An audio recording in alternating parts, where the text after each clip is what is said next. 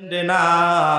আল্লাহ পাক বলেন জান্নাতুল ফিরদাউস কারে কয় বান্দা তুমি জানো না? জান্নাতুল ফিরদাউস হলো এমন জান্নাত যেই জান্নাত আমি तमाम জান্নাতের ভিতরে সবচেয়ে দামি বানাইলাম। ওই দামি জান্নাতের ভিতরে আমি আল্লাহ তুমি বান্দারে মেহমানদারি করাবো। জোরে বলেন না সুবহানাল্লাহ। আমল সম্পর্কে অনেক লম্বা বিস্তর আলোচনা, এজন্যই কবি বলেছেন জিন্দেগি মে বন্দেগি তু করনা হে,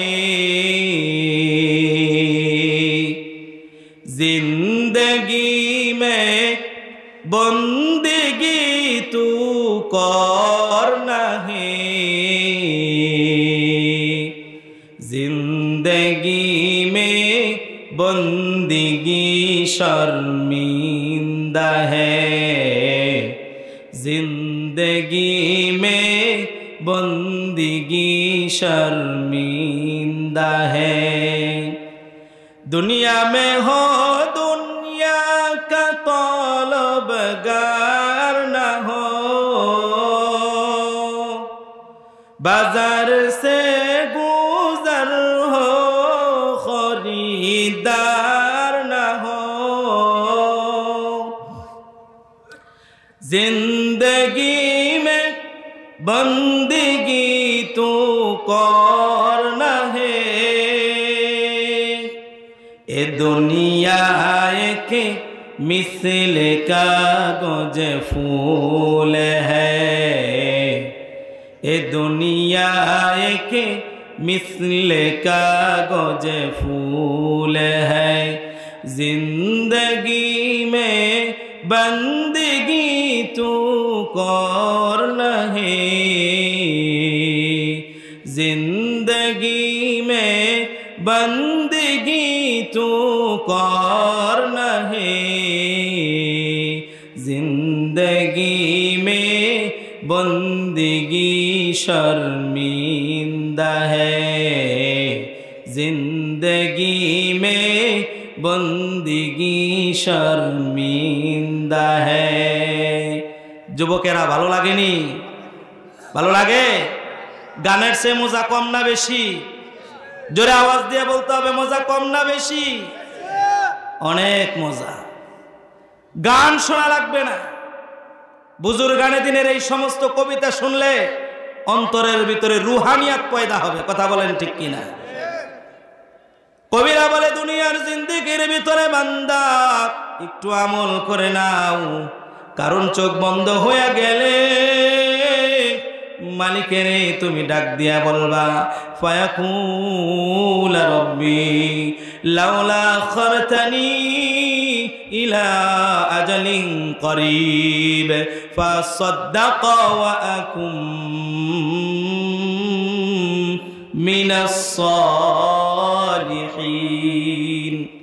বান্দারে যখন মালাকুল মউত তোমার সামনে এসে দাঁড়াবে তখন তুমি মাওলারে ডাক দিয়া বলবা ও মালিক, মালাকুল মউত তো চলে এসেছে আমাকে নেওয়ার জন্য, কিন্তু আমি মালিক রেডি হইতে পারি নাই, আমি মালিক আখিরাতের কোনো প্রস্তুতি নিতে পারি নাই, আমার অনেক জায়গা জমি আছে, আমার অনেক ব্যাংক ব্যালেন্স আছে, ও আম্মা জানেরা অনেক আম্মা জান আছেন অনেক পয়সার মালিক আছে না নাই? অনেক আম্মা জান আছেন অনেক পয়সা সম্পদের মালিক, কিন্তু আজরাইল যখন চোখের সামনে চলে আসবেন তুমি চাইলেও এক ফোঁটা সম্পদ দান করতে পারবে না। কথা বলেন ঠিক কিনা? করোনা সামনে এসেছে আপনার আমার, করোনা আপনি আমি দেখেছি, করোনার ইতিহাস পৃথিবীর দুনিয়ার জমিনের ভিতরে লেখা থাকবে।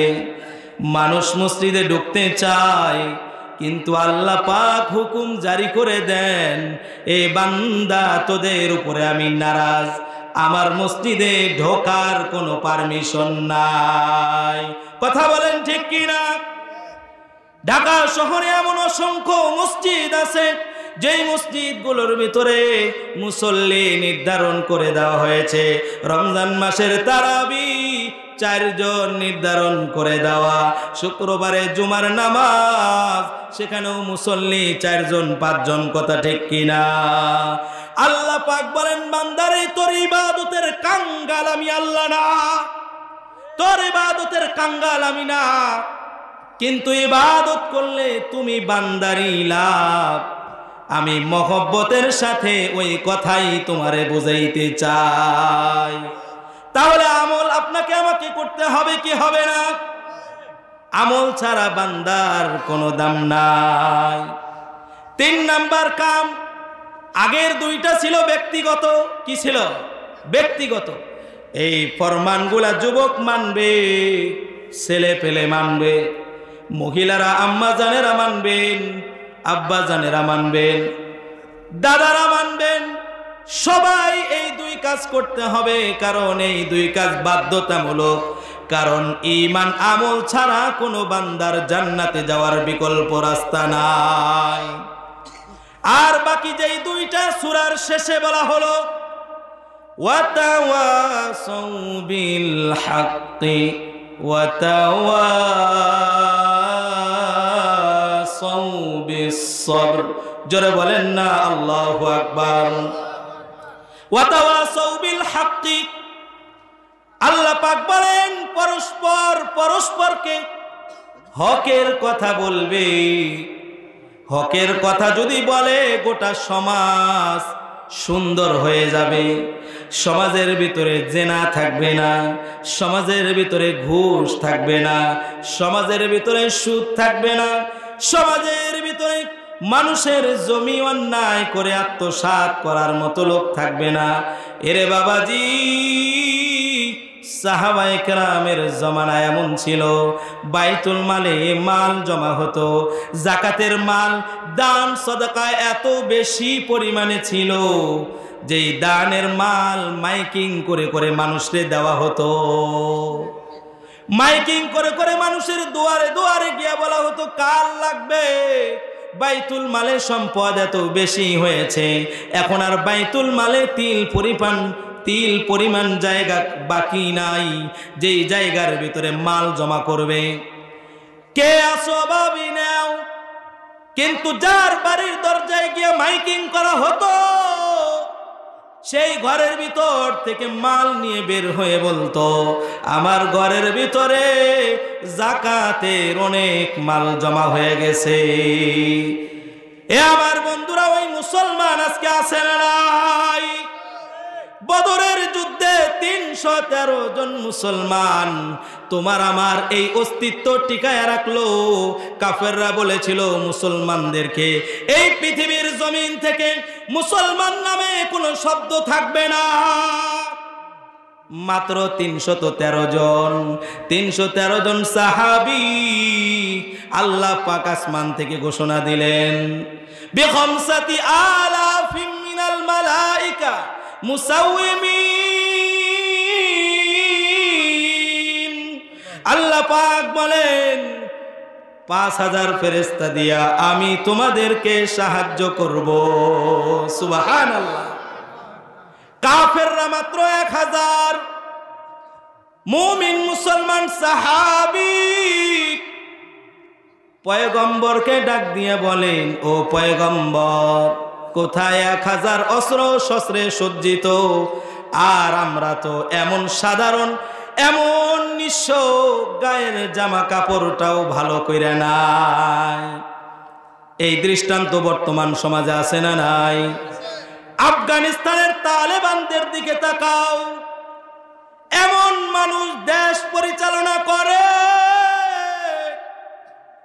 যাদের পায়ে পরার মতন জুতা পর্যন্ত ছিল না। কথা বলেন ঠিক কিনা? আওয়াজ দিয়ে বলেন ঠিক কিনা?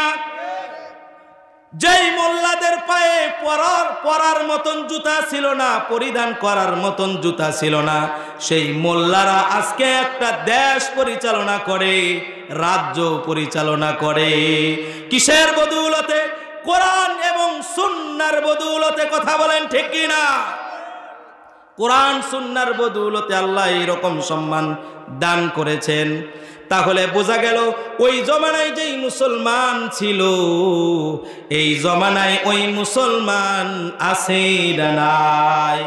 আজকের এই মাহফিলের মধ্যে এই সামিয়ানার নিচে আপনারা আজকে একটু প্রমাণ করে দেখাবেন ওই জমানায় যেই মুসলমান, যেই আবু বকর সমস্ত মাল দান করে চটের বস্তা পড়েছিল, কি পড়েছিল কথা বলেন?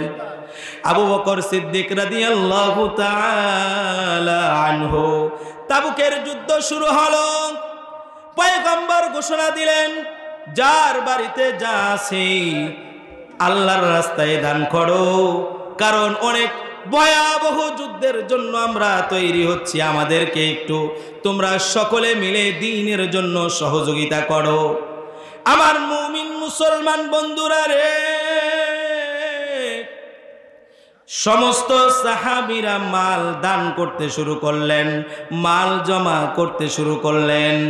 একে একে সবার দান করা শেষ। আল্লাহর নবী একে একে নাম ধরে সাহাবীদেরকে জিজ্ঞাসা করতেছেন, ওসমান তুমি কি এনেছো আর বাড়িতে কি রেখে এসেছো? ওসমান জবাব দেয়, ওগো পয়গম্বর, আমার সমস্ত সম্পদ